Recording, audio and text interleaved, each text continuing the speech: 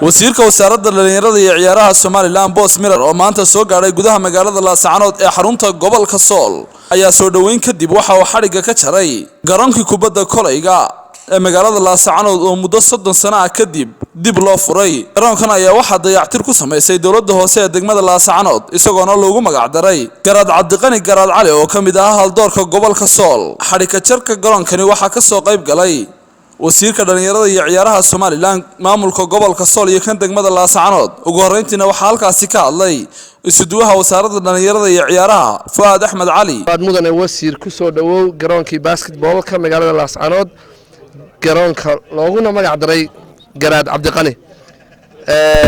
ugu horeyn runtii waxaan aad ugu mahadnaqayaa meeyarka dawladda hoose iyo sidoo kale xoghayaha dawladda hoose oo runtii ku maal iyo maskax badan ba garoonkan galiyay.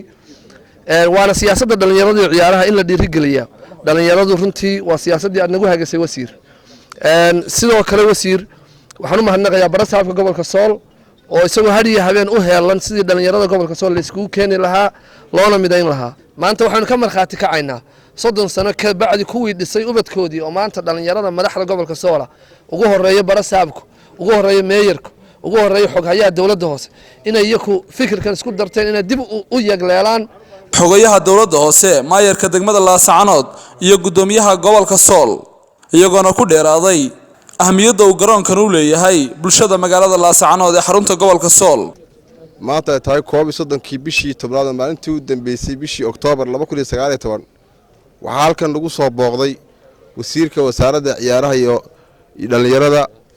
goobtan ku sugannahay wasiir ugu horeerta soo dhawow oo soo dhaweynayna waa ku faraxsanahay booqashada maanta aad noogu timi gobolada kale iyo degmooyinka aad ku mareysay annagana nagu soo gaadho farxad weyn bay noo tahay. maanta goobtan aanu joogno waa goobtii garoonkii basketka ee saad la socoteen ay waday dawladda hoose degmada Laascaanood dhisaysay oo dhameystiran. waxaanu dhagax dhignay bilowgii bishan hadda aynu ku jirno maanta ay tahay 31keedina waxaa taagan xarig jarkeedii. maanta waxa farxad weyn noo ah in halkan wasiirku xariga nooga jari doono garoonkii basketballka ama kubadda gacmaha oo dawladda hoose degmada Laascaanood ay maalgelisay. wasiirku xariga nooga jari doona garoonka maanta laga bilaabo magaciisu waxa weeye Garaad Cabdiqani Stadium baa lagu yeedhayaa magacaas la yiraahdaa. waxa lagu ciyaarayaa dhammaan kubadaha gacmaha waxa lagu qabanayaa shirarka muxuu ahaa dadweynaha. marka waxaan leeyahay mudane wasiir ku soo dhawow garoonkiina xariga nooga jar. halkan waa stadiumkii garoonkii kubadda gacanta ee gobolka Sool magaalada Laascaanood. garoonkaas oo runtii dawladda hoose maayarku ku dhawaaqay maanta in loogu magac daray Garaad Cabdiqani runtii oo taariikh badan dhulkan Soomaaliland ku leh. ana marka ismada laga hadlayo ismadii foolaadka ahaa ee qarankan dhidibada u taagay waqti badan kaga baxay si dadka reer Soomaaliland ay u midoobi lahaayeen mid u noqon lahaayeen.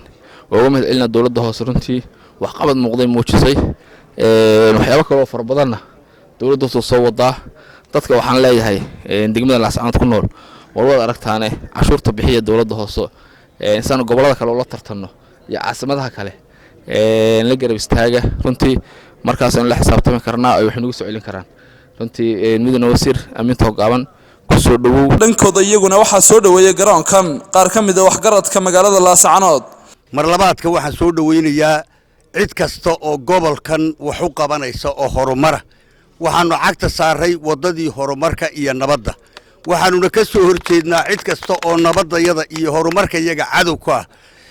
wasiirka isboortiga iyo dhalinyarada maaha markii ugu horeysay ee uu yimaado magaalada madaxda gobolka Sool.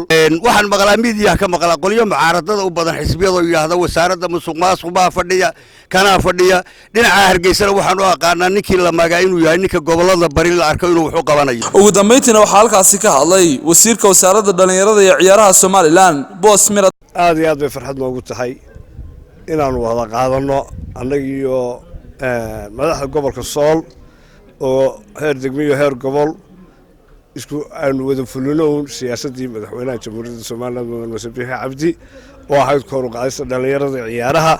annagu waxaanu wax badan ka qabanay garoonka kubadda cagta haddeerna waanu soo dhammaystiraynaa waxaan ugu talagelaynaa inuu noqdo garoomada ugu waaweyn ee somaliland ay leedahay insha allahna wax yar baa ka harsan waa wada aragteen dowladda hoose iyo gobolkuna waa nagala qayb qaateen waa kuwan iyana qaybtoodii qaatay sidaa haddii laysku kaashado dhallinyarada waxaanu gaarsiinaynaa meel aad iyo aad iyo aad u wanaagsan waxaa farxad inoo ah inaynu furo garoonkan waxaa farxad inoo ah ninka weyn ee loogu magacdaray cabdiqani garaad jaamac oo dee nin waddanka iyo caalamka wax badan gashaday ah ilaahay ha u naxariisto jannada firdowsa ha geeyo waxaanu dhammaanteen aynu doonaa inaynu iskaashnano si aynu dhallinyaradeenna u horumarin lahayn ugu jeedin lahayn waxbarasho inta ka soo hadhay taymkoodana sports si ay uga fogaadaan daroogooyinka iyo tahriibta iyo xumaatooyinka kale walibaan axmed ciise libaan qaran Sam News TV laascaanood